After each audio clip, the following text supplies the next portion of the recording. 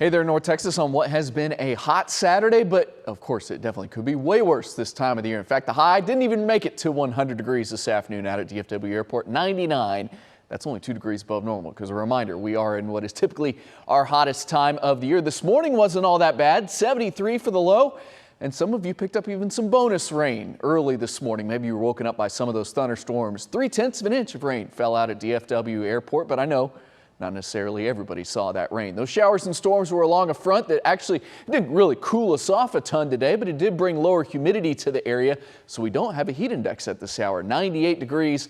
Feels like 98 degrees outside right now. Grass and elm are moderate. Fungus is low on that pollen count. Any showers or storms are well to the south of us, and that's where they will stay the remainder of the day today and during the day tomorrow as well. Tomorrow morning for your Sunday starts off, well, we'll call it pleasant. Low to mid to upper 70s depending on where you are. Not as muggy overnight tonight and into the day tomorrow. And then tomorrow, just like today, it will be a hot afternoon, but your humidity shouldn't be the worst tomorrow.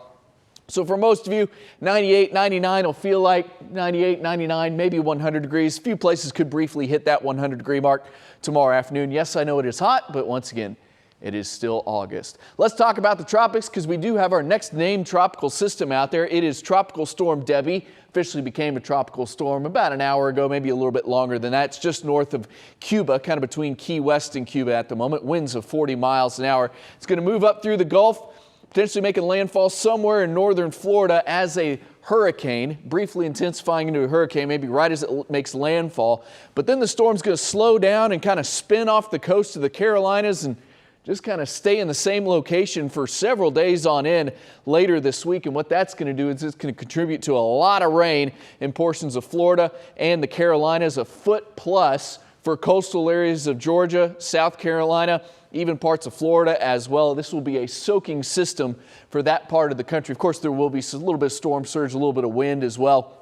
But the main threat for the majority of kind of the southeastern of the U.S. could be some significant flooding due to all the heavy rain down that way. Will not affect our weather in any way, shape, or form. Dry and less humid tonight, 77 for your low, and then tomorrow dry and hot with light winds, 99 for your high. It's also an ozone action day for your Sunday.